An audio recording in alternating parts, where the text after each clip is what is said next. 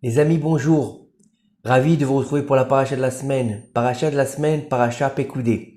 Je voudrais dédier ces quelques paroles de Torah pour la libération de tous les otages Bezrat Hashem qui puissent rentrer chez eux tous en bonne santé, pour tous nos soldats, qu'Akadosh Baruch Hu les protège et les guérisse de tous leurs maux Bezrat Hashem, et pour tout le peuple d'Israël, qu'Akadosh Baruch Hu nous envoie la Géoula Bezrat Hashem et qu'on sorte de cette guerre victorieux et que Akadosh Baruch Hu reconstruise le Beth Amikdash, Bezrat Hashem. La paracha de la semaine, paracha Pekoudé, dernière paracha du Sefer Shemot. Dans la paracha de Pekoudé, la Torah relate que lorsque les enfants d'Israël terminèrent les éléments de construction, bien sûr du Mishkan, du temple portatif et ses ustensiles, ils l'apportèrent à Moshe. C'est-à-dire quoi? Ils vont lui amener tous les éléments du Mishkan comme un Lego. Ils vont lui amener les poutres, ils vont lui amener les tentures, ils vont lui amener tout ce qu'il faut. Et ils vont aller vers Moshe Rabbeinu. Comme il est écrit, il fut terminé le travail du tabernacle, de la tente d'assignation. Les enfants d'Israël avaient exécuté en agissant en tout point selon ce qu'Hachem avait enjoint à Moshe. Alors on apporta à Moshe le tabernacle et le pavillon avec toutes leurs pièces. Ils ont fini de travailler, ils emmènent tout ça à Moshe. Rashi explique que la raison pour laquelle ils apportèrent toutes les parties du tabernacle à Moshe, sans l'établir eux-mêmes, est parce qu'ils ne pouvaient pas le monter. Pourquoi? Parce que Moshe n'avait pas œuvré à sa construction. Les enfants d'Israël ne pouvaient pas construire eux-mêmes le Mishkan. Il fallait que Moshe Rabbeinu ait une part dans cet édifice. Donc, Hachem, il fit en sorte qu'aucun homme ne soit capable, à cause du poids des planches, de monter, donc de construire cet édifice avec tous ces éléments. Sauf Moshe Rabbeinu. Et en fait, Moshe dit à Hachem, comment peut-il être établi par un homme? Comment est-ce que le Mishkan il peut être monté par un homme puisque c'est une œuvre qui doit recevoir la présence divine? Hachem il va lui répondre, fais comme si tu pouvais le monter à la force de tes bras et il s'établira de lui-même. C'est-à-dire Moshe, dans sa modestie, dit à Kadosh Baruch Hu, mais je peux pas monter ça moi. Mais c'est déjà très lourd parce que les planches sont énormes. Comment est-ce que tu veux qu'un seul homme, tout seul, il va monter tout ça? Imaginez que un seul homme, ils doivent construire à lui tout seul un immeuble de 10 étages. C'est impossible, c'est très compliqué. Et c'est ce qu'il a dit Moshe Rabbeinu à Kadosh Baruch Hu. Kadosh Baruch Hu lui a dit, Moshe, de quoi tu me parles? Regarde, fais ce que tu as à faire et moi je ferai le reste, en gros, il lui a dit. Donc, c'est pour cela qu'il est écrit Moshe érigea le tabernacle. Ainsi, le tabernacle fut établi. Ce qui signifie que l'établissement du Mishkan, ce fameux tabernacle, a été un miracle et que Moshe, il a été seulement l'outil de réalisation de ce miracle. Après que Moshe eut fini de l'ériger et de mettre en place tous les saints ustensiles, la présence divine entoura le Mishkan si intensément que Moshe ne put y rentrer. Imaginez comme une barrière qui va se former autour. Et comme il est écrit, alors la nuée enveloppa la tente d'assignation et la présence divine, le Mishkan. Et Moshe ne put pénétrer dans la tente d'assignation parce que la nuée reposait au sommet et que la présence divine remplissait le Mishkan.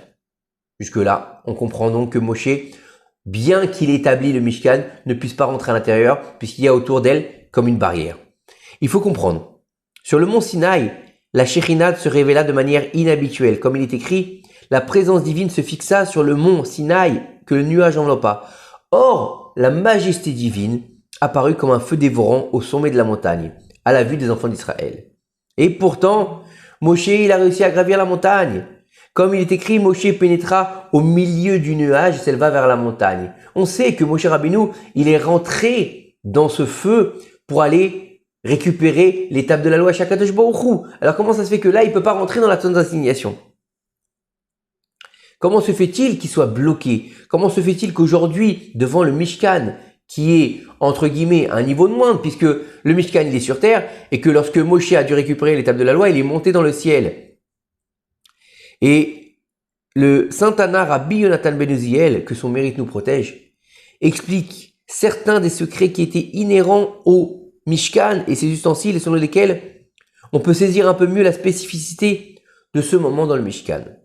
Il va nous dire que la table des pains qui se trouvait du côté nord faisait descendre sur le monde l'abondance des moyens de subsistance et de richesse. D'elle dépendaient toutes les pluies et la rosée de l'année. D'une simple table, comprenez bien l'incidence de la matérialité sur la spiritualité et sur comment le monde réagit. C'est-à-dire qu'une simple table de pain qui a été faite en or, qui est déposée dans le tabernacle, a le moyen de diffuser l'abondance sur le monde entier. C'est des choses qu'on ne peut pas comprendre simplement en les entendant. Il faut les étudier et comprendre que toute la représentation de chaque ustensile du Mishkan, elle est là pour être un récipient de pureté de ce qui se passe dans le ciel. C'est-à-dire que tout ce qui va descendre du ciel a besoin d'un réceptacle, il a besoin d'un récipient. Et là, dans ce Mishkan-là, chaque ustensile va être un récipient pour la présence divine et pour l'abondance matérielle du monde entier. La menorah qui se trouvait du côté sud du tabernacle faisait se déployer les cieux, les étoiles, les chemins du soleil et de la lune. Et d'elle dépendait la lumière, leur lumière et leur impact sur le monde. Comprenons, une simple menorah faite en or, elle va traiter et travailler les éléments du ciel. C'est incompréhensible à la limite. La menorah avait 7 godets, faisant écho aux 7 planètes du système solaire. Mercure, Vénus, la Terre, Mars, Jupiter, Saturne, Uranus, Neptune et Pluton. Imaginez, en écho aux 7 planètes. De plus, elle fait écho à la sagesse supérieure concernant le Pshat, le Drash, le Remez et le Sod, ce qu'on appelle le Pardès. L'arche d'alliance. Donc l'arche d'alliance, c'est où étaient posés les 10 commandements, l'étape de la loi. L'arche d'alliance et les chérubins sur son couvercle font allusion aux érudits engagés dans la Torah jour et nuit et à leurs précieux enfants qui sont les garants de la Sainte Torah. L'autel d'encens, placé devant l'arche d'alliance, fait allusion au secret merveilleux qui dit que chaque érudit est un vrai disciple des sages et qu'il exhale une odeur littéralement du Gan Eden, comme l'odeur de l'encens dans le Mishkan. Ça veut dire que chaque ustensile, il va avoir une répercussion sur un niveau dans le monde, au niveau des sphères célestes, au niveau de la matérialité, au niveau de l'abondance, au niveau des érudits en Torah, au niveau du Gan Eden. Jusque-là, on fait le tour en fait. C'est incroyable ce qu'on peut comprendre de ce qu'on est en train d'expliquer aujourd'hui. C'est que ce Mishkan qui nous paraît, après plus de 2000 ans, une bâtisse pour Akadosh Baruch Hu dans le désert, une espèce de campement démontable et où on va faire des sacrifices là-dedans, des rituels. C'est pas simplement un rituel, c'est pas simplement un petit édifice. Non, c'est vraiment un microcosme qui va faire écho à toute la création du monde. C'est là qu'il faut comprendre. Donc, et il nous dit ici que nous trouvons également que lorsque Yaakov Avinu entra pour recevoir la bénédiction d'Yitzhak Avinu, Yitzhak respira une bonne odeur et dit: voyez le parfum de mon fils comme le parfum du champ béni par Hachem. Car il sentait l'odeur du Gan Eden qui s'exhalait de Yaakov parce qu'il était engagé dans l'étude de la Torah jour et nuit, comme il est écrit. Et Yaakov, Ishtam Yoshev Ohalim. Yaakov, c'était quelqu'un de simple qui étudie dans les tentes jour et nuit. La tenture qui était déployée à l'entrée du tabernacle fait allusion au juste de vérité qui dans chaque génération servent d'écran et protègent le peuple d'Israël de tout décret sévère d'Hachem Yitbarach. De là, chacun pourra apprendre qu'au lieu de se précipiter pour acheter des masques et d'autres protections antimissiles, il faudrait se dépêcher d'adhérer au juste de vérité et d'obéir à toutes leurs paroles. Parce que eux seuls sont les vrais défenseurs du peuple juif. Aujourd'hui, on est en train de nous bassiner pour nous dire oui, Israël, Tsahal, et oui, il n'y a que l'armée, et les religieux n'ont rien à faire, ils veulent pas l'armée. Oh, 2 secondes. Chacun son rôle, chacun son niveau dans une armée. On a des gens à l'armée de l'air, à l'armée de terre. Et ben c'est pareil. On a des gens qui sont dans l'armée matérielle, c'est des soldats que Kadosh Baruch Hu les bénisse et les protège. Et on a aussi les étudiants en Torah qui protègent les soldats. Et on a les érudits, Les vrais érudits, on parle pas des babas là, qui font des incantations de n'importe quoi et qui demandent mi-shekel, on parle pas de cela. On parle des vrais tzadikim de vérité. Eux, ils protègent le peuple. C'est le vrai kippa de barzel du peuple, c'est ça. C'est la Torah qui nous protège. Et si on me dit, Sahel nous protège, bien sûr que Sahel nous protège. Mais on l'a bien vu malheureusement le 7 octobre, que même avec l'armée la plus puissante du monde, quand Dieu il a décidé de leur cacher les yeux, on peut rien faire. Alors comprendre que le salut du peuple d'Israël, il passe absolument par la Torah. C'est clair, net et précis. On peut pas se leurrer. On peut pas faire semblant de pas savoir. Après, c'est qu'on veut pas savoir. Mais on le voit bien, les gens qui étaient à la Nova, les gens qui étaient pas du tout religieux, rien, ils faisaient rien du tout. Qu'est-ce qu'ils ont dit? C'est la main d'Hachem qui nous a sauvés. Grâce à Dieu, on a été sauvés. C'est parce que je me suis souvenu d'un Télim à ce moment et que j'ai été sauvé. Parce que une semaine avant, j'avais pris sur moi de faire le Shabbat et je me suis retrouvé là-bas. Je me suis mis de côté parce que j'avais dit que j'avais fait Shabbat et que j'avais été pris par mes amis. Waouh! Et ils ont tous fait Teshuvah. Qu'est-ce que ça veut dire? Ça veut dire qu'il n'y a que la Torah qui peut nous sauver. Et les tzadikim. Et ensuite, on nous dit que c'est grâce aux tzadikim que le peuple d'Israël va recevoir aussi le bien matériel et spirituel. L'autel de cuivre sur lequel les sacrifices étaient offerts fait allusion aux riches. Et tout comme les sacrifices faisaient la réparation de leurs propriétaires, ainsi il est dans le même pour les riches qui donnent la tzedaka aux pauvres d'Israël afin de faire la réparation de toute leur iniquité et les protéger du mal. Malheureusement, cependant, la nature des riches est qu'ils profitent et sont mauvais. Ça veut dire quoi? C'est-à-dire qu'à mesure de leur richesse augmente, il en va de même pour l'oubli des pauvres et des nécessiteux. Mais cette amnésie n'est pas dans leur intérêt, parce que, ce faisant, ils finissent par perdre toute leur richesse, malheureusement, s'ils font pas la tzedaka. Car celui qui décide des richesses inverse la roue et fait du riche un pauvre et du pauvre un riche. C'est Dieu qui décide de tout. Il faut se rappeler qu'à la droite des pauvres se tient Akadosh Baruch Hu lui-même, comme il est écrit, car elle se tient à la droite du pauvre. Et manquer de respect aux pauvres, c'est manquer de respect au Créateur qui se tient à ses côtés. Les pauvres doivent être traités avec beaucoup de respect. Il faut s'efforcer de les aider comme on le pourra, et surtout avec de la volonté, de la joie et le visage lumineux. Ainsi, nous recevrons beaucoup de bénédictions d'Hachem. Si on le fait mal, et si on dit, celui-là c'est un pauvre, tu vois pas, il sert à rien. Non. Non. C'est pas parce qu'il est pauvre qu'il est moins bien que toi. Il a eu des difficultés, il n'a pas réussi à s'en sortir. Ça peut arriver à tout le monde. Ça peut arriver malheureusement à tout le monde.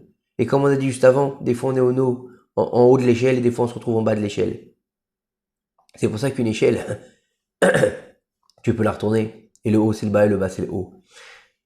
Que Dieu nous préserve de savoir ce que c'est la pauvreté. Bézant Hachem. Rabbi Yitzhak rapporte dans la Gemara, Baba.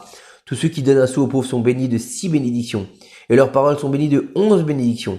Et se réalisera ainsi pour eux, merveilleux verset que le prophète a cité, de partager ton pain avec l'affamé, de recueillir dans ta maison les malheureux sans toi, quand tu vois un homme nu, de le couvrir, de ne jamais le dérober à ceux qui sont comme toi.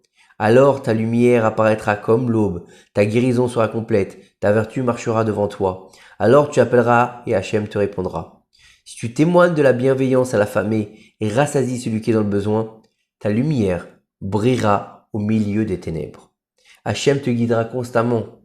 Il prodiguera à ton âme des jouissances pures et renforcera tes membres. Et tu seras comme un jardin, comme une source jaillissante dont les eaux ne causent aucun dégât. Tout ça c'est rapporté dans Yeshayahu. Le bassin des eaux pures où se lavaient les mains et les pieds des Kohanim avant d'entreprendre le service dans le Mishkan fait allusion aux véritables Baalei Teshuvah, aux gens qui font la Teshuvah, qui expient tous leurs péchés et les purgent comme l'eau pure du bassin qui purifiait les Kohanim. Les poteaux qui entouraient la cour du tabernacle font allusion au mérite de nos saints patriarches, Avraham, Yitzhak et Yaakov, qui entourent et protègent le peuple d'Israël de tous les côtés, tout en les sauvant de la punition du Guéhinam. L'huile d'onction que Moshe a utilisée pour oindre le Mishkan et ses ustensiles, oui, il faut savoir que tout le Mishkan a été recouvert d'huile d'onction, d'accord? Fait allusion au prophète Eliyahu, annonciateur de la Géoula et aux deux Mashiach, Mashiach ben David et Mashiach ben Yosef, qui rachèteront le peuple d'Israël à la libération finale. Selon donc toutes ces explications, le Mishkan et ses ustensiles détiennent d'énormes secrets, desquels dépendait l'abondance de tous les mondes. Il n'est donc pas surprenant que lorsque Moshe eut fini d'établir le Mishkan et d'approcher des ustensiles saints à l'intérieur, que la Shekhinah apparut si majestueusement et que Moshe Rabbeinu ne pouvait pas entrer dans le tabernacle à cause de la taille de la présence divine qui le remplissait entièrement. En comprenant tout ça, notre travail aujourd'hui, c'est quoi? C'est d'attirer en moins un petit peu de cette merveilleuse sainteté qui régnait dans le Mishkan, dans notre maison, et de faire de notre maison un petit Mishkan, se sanctifiant bien toutes nos actions et en se comportant dans notre maison avec sainteté et modestie. Comment aussi on peut faire? On peut faire en sorte d'avoir des éléments qui vont rappeler le Mishkan. Comment? Qu'on ait par exemple une table où on va manger correctement, une table où on va manger selon la halakha, ça devient un misbéach déjà d'une part. Qu'on ait une bibliothèque avec des livres saints, c'est comme si on avait le Haron à Kodesh à la maison. La chambre des parents, c'est le Kodesh à Kodashim, si on sait bien s'y comporter, c'est comme les deux chérubins qui sont les uns avec les autres. Et le fait d'avoir une salle de bain propre et de se laver les mains et de faire Netilat Yadayim, c'est comme si on utilisait le bassin des eaux pures pour se laver les mains comme les Kohanim. Il faut pas oublier une chose, on va finir là-dessus, Bezrat Hashem, c'est que c'est vrai que c'est les Kohanim qui rentraient dans le Mishkan pour faire le travail, le service divin, mais n'oubliez pas que dans la Torah il a marqué Ve'atem mamlechet Kohanim et Goy Kadosh. Et vous tous, vous êtes une nation de Kohanim et un peuple saint. Donc comprendre que on est tous saints, on peut tous arriver au niveau du Kohen, même si on n'est pas Kohen, même si on est Israël ou Lévi, c'est pas le problème. Mais dans notre sainteté, on peut faire en sorte d'être tellement saint qu'on va faire le même travail à notre niveau avec la présence divine. Et que Be'ezrat Hashem, grâce à cela, Hashem Yitbarach résidera dans notre maison, il nous couvrira de sa bénédiction.